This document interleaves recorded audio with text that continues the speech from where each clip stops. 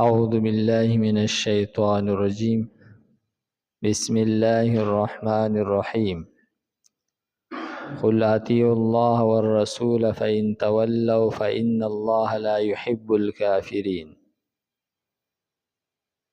دی آیت مبارکه دا ما قبل آیت سرا ربط تے مخی آیت مبارکه کیو فرمائل که تاسو د الله سره مینه کوئ نو د پیغمبر تابعداري کوئ، الله تعالی به ستاسو سره مینه وکړي. نو دې آیت مبارکه کې د دغه پیغمبر د اتباع د هغې مقصد بیانوي چې د پیغمبر اتباع دا د الله اتباع ده. او نو فرمای قل تو ورته ووایه اطیعوا الله، تابعداري کوئ د الله تعالی، والرسول او د رسول، د الله او د الله د رسول تابعداري کوئ. یعنی تابعداري د الله تعالی کوئ په طریقه د پیغمبر باندې. فإن تولوا، نو کچری تاسو مخ وګرځو، فإن الله لا يحب الكافرين، نو الله تعالی محبت نه کوي، مینه نه کوي د انکار کوونکو سره. ان الله اصطفى آدم ونوح وآل ابراهيم وآل عمران على العالمين. مخکې آیت کې د پیغمبر د اتباع حکم وکړو چې تاسو د پیغمبر تابعداري کوئ. دې آیت کې فرمایي چې د آدم علیه السلام او نوح علیه السلام، ابراهیم او خاندان د عمران، دا په دې کې الله تعالی پیغمبران را لېږلي، د هغوی اتباع تاسو منئ. تاسو بني اسرائیل د دوی اتباع منئ، د دوی پیغمبري منئ، نو د دې پیغمبر د اتباع نه څنګه انکار کوئ؟ یا دا پیغمبران تاسو منئ او دا منئ چې دا پیغمبران ټول انسانانو، نو بیا د دې پیغمبر په باره کې دا ولې وایي چې بای دا خو خوراک سکاک کوي او دی خو هغه په بازار کې ګرځي را ګرځي؟ نو څنګه یعنی کم پیغمبران چې تاسو منئ نو ولې هغو خوراک سکاک نه کولو، هغوی بازارونو کې سودا مودا کوله نه؟ نو چې دا پیغمبران تاسو منئ او دا هم انسانانو، نو دا پیغمبر که انسان دی دی ولې نه منئ؟ چې دلته کې تاسو وایئ چې یاره لکه یو انسان هم پیغمبر کیدی شي، نو څنګه چې دغه پیغمبران انسانانو هغه تاسو منئ چې دا انسانان هم او پیغمبران هم، دا هم انسان دی او پیغمبر دی. نو فرمای ان الله، یقینا الله تعالی چې دی استفا غوره کړی دی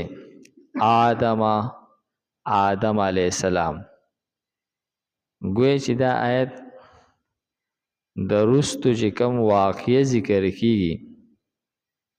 د هغې دپاره تمهید هم دی. رسته د آل عمران واقعه ذکر کوي د مریم علیه السلام د مور چې دا آل عمران دی،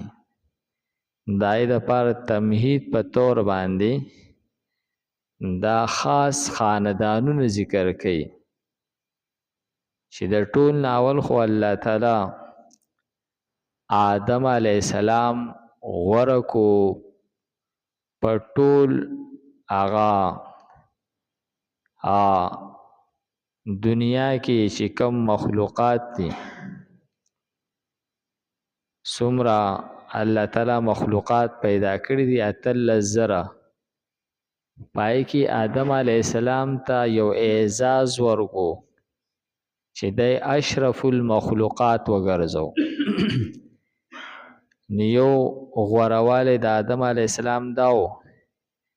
چې دا د ټول انسانیت پلار دی دویم دا چې آدم علیه السلام ته الله تعالی علم ورکړلو د اسماو او دریم دا چې آدم علیه السلام ته الله تعالی په پرشتو باندې سجده وکړله او څلورم دا چې آدم علیه السلام الله تعالی په خپل جوړ کړلو او بل دا چې آدم علیه السلام الله تعالی د مرګ نه مخکې په جنت کې آدم علیه السلام ته هغه ننوتل او هلته کې اوسېدل دا الله تعالی نصیب کړل نو انسانیت ته ګویا چې الله تعالی د اشرف المخلوقات په ټولو مخلوقاتو کې د غوره کېدلو شرف الله تعالی حاصل کو په دې غوروالی کې هغه مسلمان او کافر دواړه شریک دي یعنی کافر هم انسان دی نو دی هم چې دی نو د نورو هغه زناورو نه په اعتبار د شرافت کې چې دا انسان دی غوروالی ورته حاصل دی ونوحا او نوح علیه السلام الله تعالی غوره کو د نوح علیه السلام د غوره کېدلو وجه دا ده چې په طوفان نوح کې ټول انسانیت چې هغه هلاک شو ختم شو او یا کسه کم په کشته کې چې پاتې شول د هغوی هم نسب مخکې ونه چلید بلکې دا کم موجوده انسانان چې څومره دي دا د نوح علیه السلام نه د دوی الواد چلیدلی دی حام سام یافس نو دې د وجې نه نوح علیه السلام ته ابو آدم ثانی وی د انسانانو دویم پلار یو غوروالی داو بلدار چې دین تشریعی دا د آدم علیه السلام نه را پدې خوا اول ځل نوح علیه السلام ته میلاو شولو او الله تعالی د نوح علیه السلام دعا قبول کړله او خیری قبول کړي او په کشته کې الله تعالی نجات ورکړلو و آل ابراهیم او خاندان د ابراهیم علیه السلام دا الله تعالی غوره کړی دی نو خاندان د ابراهیم علیه السلام چې دا د اسحاق علیه السلام او د اسماعیل علیه السلام نه چلیدلی دی نو د ابراهیم علیه السلام نه په دې خوا چې څومره پیغمبران پیدا شوي دي دا ټول د ابراهیم علیه السلام په الواد کې راغلي دي د دې نه بهر بیا پیغمبر نه دی راغلی نو ابراهیم علیه السلام ته ابو الانبیاء د پیغمبرانو پلار ویلی کیږي یو دا اعزاز ورته حاصلو بل خلیل الله د الله تعالی دوست او بل اعزاز د امامت چې الله تعالی ورته امامت ورکړو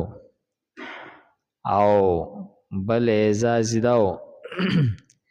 چې الله تعالی ورته د نمرود دا غور نه نجات ورکړو او کم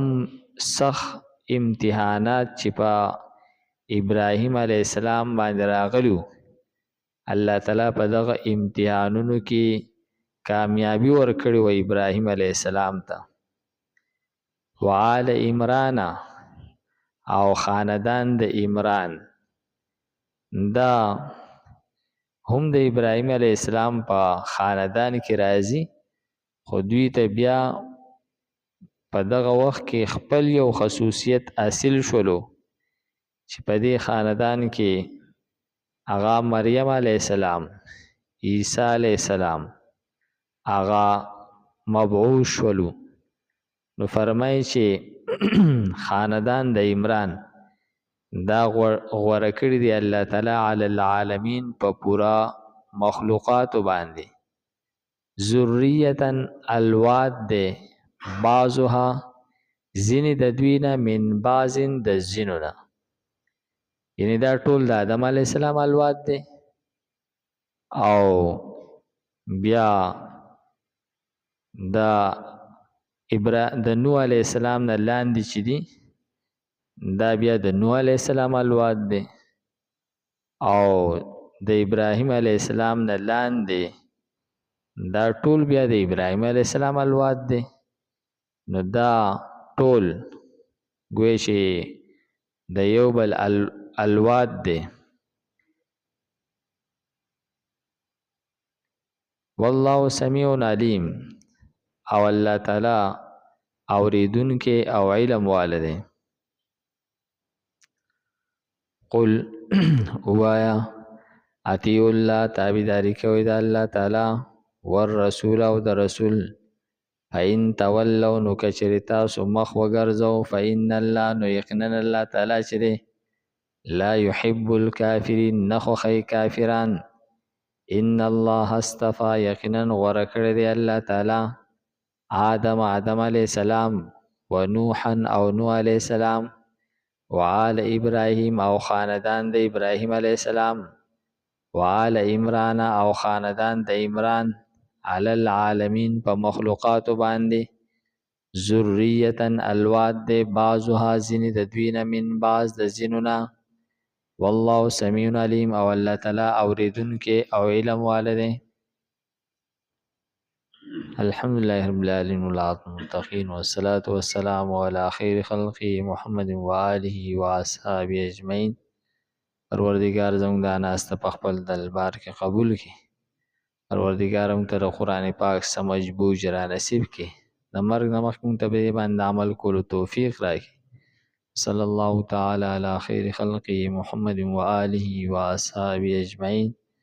برحمتک یا ارحم الراحمین.